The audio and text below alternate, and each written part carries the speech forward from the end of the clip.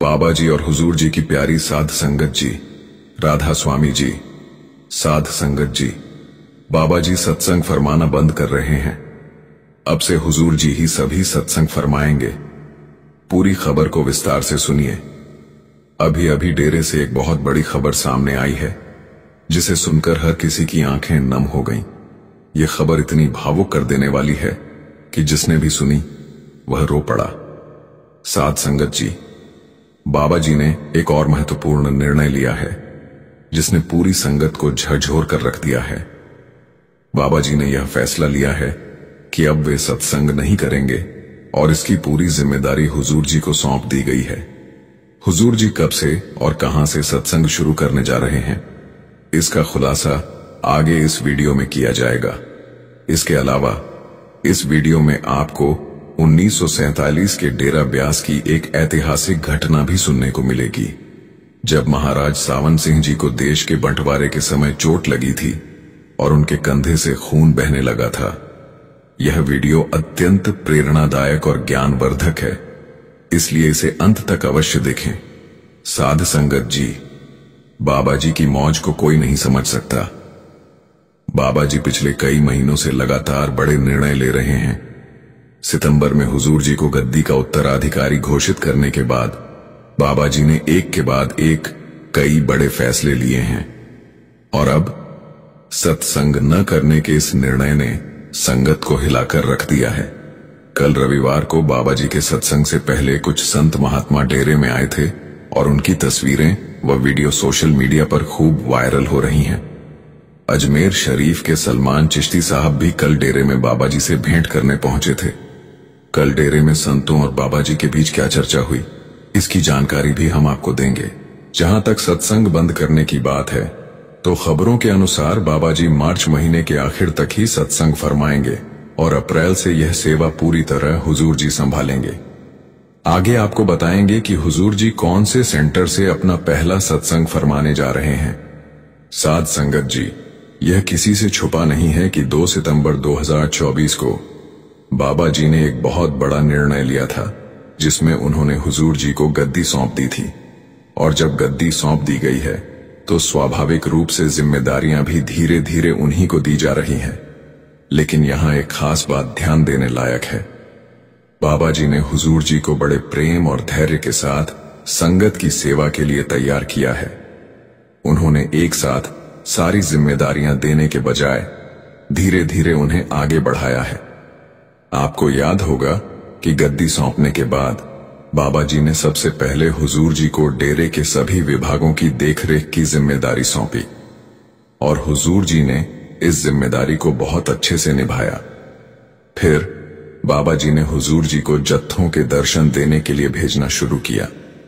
शुरू में हुजूर जी बाबा जी के साथ ही जत्था दर्शन देने जाते थे, लेकिन बाद में बाबा जी ने हुजूर जी को अकेले ही दर्शन देने के लिए भेजना शुरू कर दिया। इसके बाद खबर आई कि अब से नामदान भी हुजूर जी ही देंगे, यानी कि बाबा जी ने नामदान की सेवा भी हुजूर जी को सौंप दी।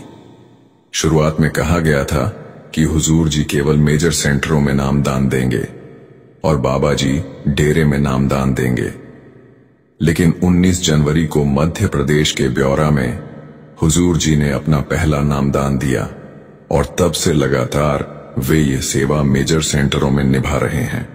लेकिन 10 फरवरी को जब डेरे में भी हुजूर जी ने नामदान दिया, तो संगत हैरान थी। तब सब समझ गए कि अब नामदान की पूरी जिम्मेदारी भी हुजूर जी को मिल चुकी है, और अब बाबा जी ने एक और फैसले से सबको चकित कर दिया है। अब बाबा जी ने सबसे महत्वपूर्ण जिम्मेदारी यानी सत्संग फरमाने की सेवा भी हुजूर जी को सौंप दी है। लेकिन साध संगत जी, हमें हमेशा याद रखना चाहिए कि बाबा जी की मौज अपरंपार है और उनके निर्णयों को कोई नहीं समझ सकता। अभी तक की खबरों के अनुसार हुजूर जी अप्रैल में अपना पहला सत्संग जम्मू में करने जा रहे हैं, और भविष्य में डेरे में भी हुजूर जी ही सत्संग फरमाएंगे। बाबा जी बस अगले महीने यानी मार्च के सभी सत्संग फरमाने के बाद इस सेवा से रिटायरमेंट ले लेंगे। साध संगत जी, लेकिन संगत को घबराना नहीं चाहिए। क्योंकि बाबा जी भले ही सत्संग नहीं फरमाएंगे, लेकिन हुजूर जी के साथ स्टेज पर जरूर बैठेंगे। जैसा कि हम अब तक देखते आए हैं कि बाबा जी सत्संग फरमाते थे और हुजूर जी उनके साथ स्टेज पर बैठते थे, लेकिन अप्रैल से यह चीज बदल जाएगी। अब आने वाले अप्रैल महीने से हुजूर जी सत्संग फरमाएंगे और बाबा जी उनके साथ स्टेज पर विराजमान रहेंगे। हम समझ सकते हैं कि इस खबर को सुनकर संगत की भावनाएं उमड़ पड़ी होंगी, लेकिन साध संगत जी, हमें बाबा जी के फैसले का सम्मान करना है। बाबा जी कोई भी फैसला अपने खुद के हित के लिए नहीं, बल्कि संगत की भलाई के लिए ही लेते हैं। बाबा जी ने सत्संग की जिम्मेदारी हुजूर जी को सौंपने का निर्णय इसलिए भी लिया है क्योंकि जब 1990 में बाबा जी ने गद्दी संभाली थी, तब वे स्पेन में रहते थे। उस समय पंजाबी में सत्संग करना बाबा जी के लिए थोड़ा चुनौतीपूर्ण था, क्योंकि पंजाबी में बहुत सारी ऐसी टुकें पढ़नी होती थीं जिसके लिए एक बड़े तजुर्बे की जरूरत होती है। और पहले बाबा जी के पास कोई सत्संग देने का अनुभव नहीं था। यह सच है कि बाबा जी तब भी पूर्ण सद्गुरु थे, मालिक का ही रूप थे और आज भी हैं। लेकिन जब संत इंसानी रूप में आते हैं तो संगत को सही मार्ग दिखाने के लिए अभ्यास और अनुभव की आवश्यकता होती है। बाबा जी ने उस समय भी संगत को बहुत अच्छे से संभाला था और आज 34 साल से भी ज्यादा हो गए जब बाबा जी संगत की संभाल कर रहे हैं। लेकिन जो चुनौतियां बाबा जी ने झेली थीं, वह हुजूर जी को न झेलनी पड़े। इसलिए बाबा जी हुजूर जी को धीरे धीरे सब कुछ सिखा रहे हैं। आजकल डेरे के छोटे बड़े निर्णय भी हुजूर जी स्वयं ले रहे हैं। जहां तक बाबा जी द्वारा सत्संग न करने की बात है, तो साध संगत जी, इसको लेकर कोई आधिकारिक घोषणा नहीं की जा रही है। इसलिए यह संभव है कि अप्रैल में बाबा जी की मौज कुछ और हो जाए और बाबा जी अप्रैल में भी सत्संग फरमाने लगे।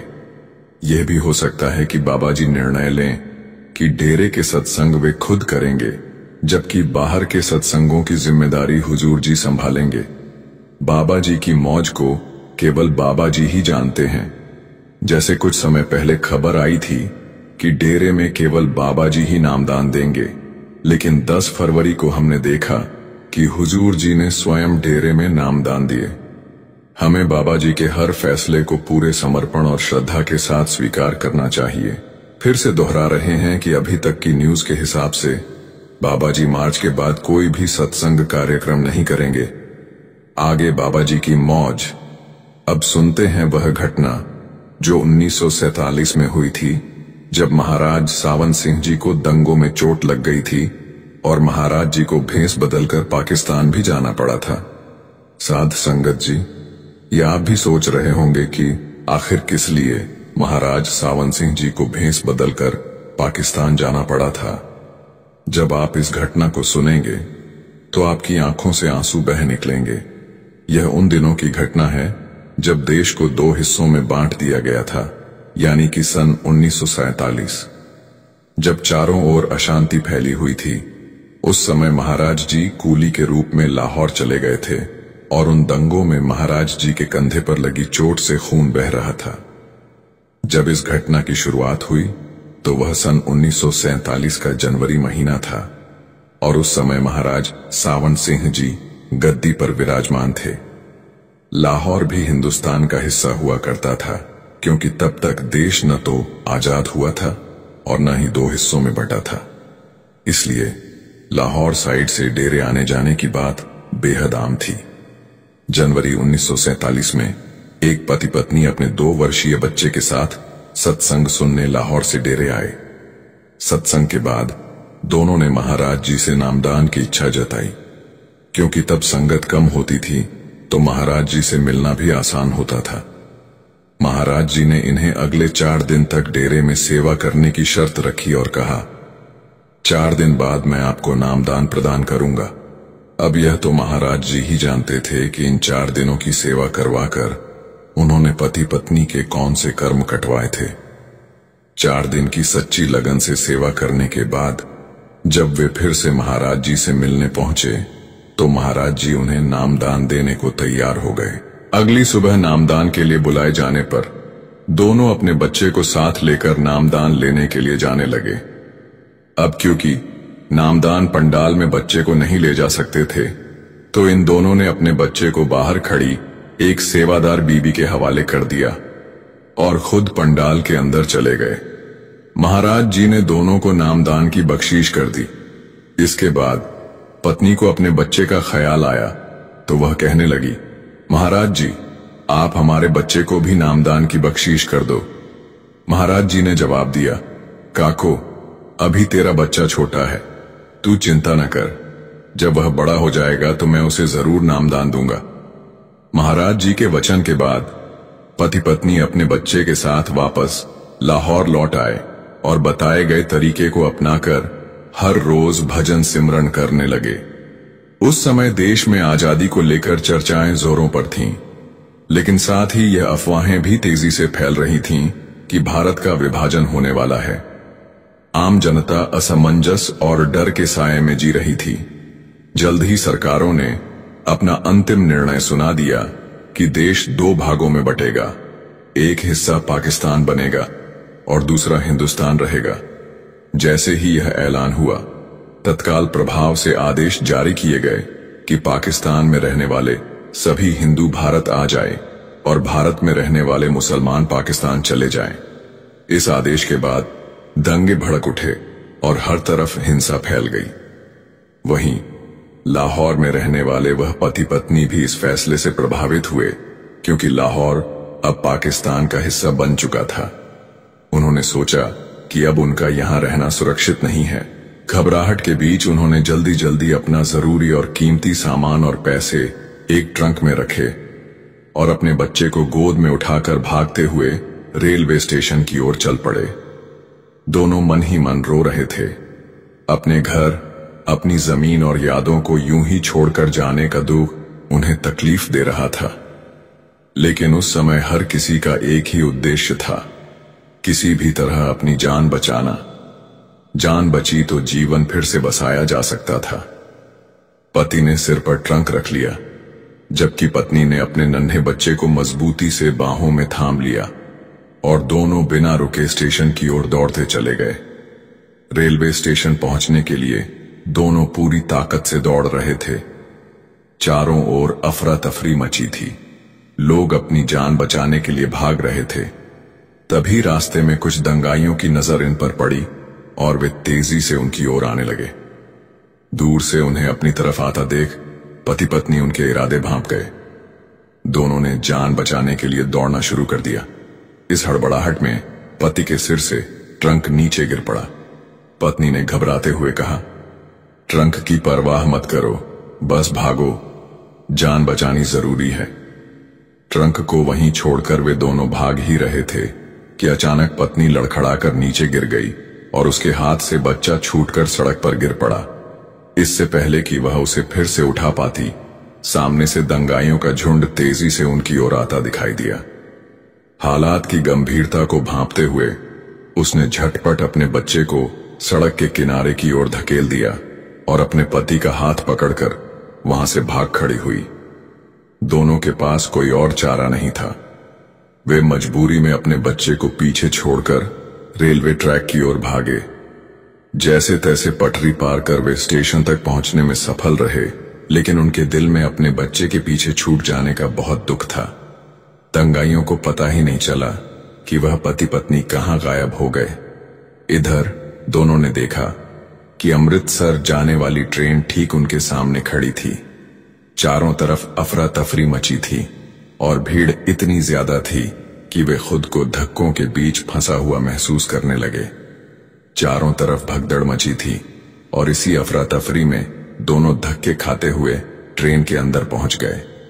अंदर पहुंचते ही उनकी आंखों में बेचैनी थी। वे जोर जोर से चिल्लाने लगे, हमारा बच्चा बाहर रह गया है, हमें जाने दो। लेकिन हालात ऐसे थे कि जितनी बार वे बाहर निकलने की कोशिश करते, उतनी ही बार भीड़ उन्हें फिर से अंदर धकेल देती। अब दोनों एक दूसरे की ओर मायूसी से देखने लगे। पति के चेहरे पर बेबसी थी और पत्नी की आंखों में आंसू थे। वह कांपती आवाज में बोली, मैंने तो सुना था कि संतों के वचन अटल होते हैं, मुझे याद है जब मैंने महाराज जी से अपने बच्चे को नामदान देने की विनती की थी तो उन्होंने कहा था कि इसके बड़े होने पर नामदान दूंगा। लेकिन अब हमारा बच्चा अकेला वहां छूट गया है, उसकी देखभाल कौन करेगा? वह तो भूखा प्यासा मर जाएगा। पति पत्नी का रो रो कर बुरा हाल था। लेकिन ट्रेन आगे बढ़ने वाली थी कि तभी एक कूली वहां आया जिसके कंधे पर एक ट्रंक था और गोद में एक छोटा बच्चा। वह हर डिब्बे के पास जाकर पुकार रहा था, यह बच्चा और ट्रंक जिस किसी का भी है वो मुझसे ले ले। पत्नी की नजर जैसे ही खिड़की से उस कूली पर पड़ी, वह खुशी और भावुकता से चिल्ला उठी, ये मेरा बच्चा है। कूली आवाज सुनकर उनके पास आया और किसी तरह पति पत्नी ट्रेन से बाहर निकले। पत्नी ने अपने बच्चे को सीने से लगा लिया और फूट फूट कर रोने लगी। पति की आंखों में भी आंसू थे। पत्नी ने अपने पति से कहा, इस कूली ने हमारा बच्चा हमें वापस लौटाया है, इसे इनाम देना चाहिए। पति ने झटपट ट्रंक खोला और उसमें से 5 रुपए निकाले। लेकिन जैसे ही उसने पैसे कूली की ओर बढ़ाए, कूली मुस्कुराया और विनम्रता से सिर हिलाते हुए पैसे लेने से इनकार कर दिया। पति पत्नी ने जब कूली के कंधे से खून बहते देखा तो उनका दिल पसीज गया। ट्रंक उठाने के दौरान चोट लगने से कूली घायल हो गया था। यह देखकर उन्होंने ट्रंक में रखे सारे पैसे निकालकर कूली को देने चाहे, लेकिन कूली ने मुस्कुराते हुए मना कर दिया और कहा, काको, अगर मुझे पैसे चाहिए होते तो इस ट्रंक को मैं अपने पास भी तो रख सकता था। मैं यहां पैसे लेने नहीं, बल्कि आपका विश्वास टूटने से बचाने आया हूं कि संतों के वचन कभी गलत नहीं होते। संत जब वचन देते हैं तो वो अटल होते हैं। कूली के इतना कहते ही ट्रेन चल पड़ी और पति पत्नी जल्दी से ट्रंक व बच्चे को लेकर ट्रेन में चढ़ गए। खिड़की से बाहर देखा तो वही कूली अब महाराज जी के रूप में जाते हुए दिखे। यह देखकर दोनों की आंखों से तेज तेज आंसू बहने लगे। वे पहचान ही नहीं पाए कि खुद महाराज जी उनके सामने आए थे और उनके बच्चे की संभाल करके चले गए। पत्नी ने कहा, उन्होंने मुझे काको कहकर भी पुकारा था, जो महाराज जी अक्सर बीवियों को कहते हैं, लेकिन मैं तब भी समझ नहीं पाई। इस घटना के बाद दोनों हिंदुस्तान पहुंचे और नियम से डेरे में जाने लगे और सेवा करने लगे। सच ही कहा गया है, संत जब किसी को अपनी शरण में लेते हैं तो उसकी पूरी जिम्मेदारी भी उठा लेते हैं।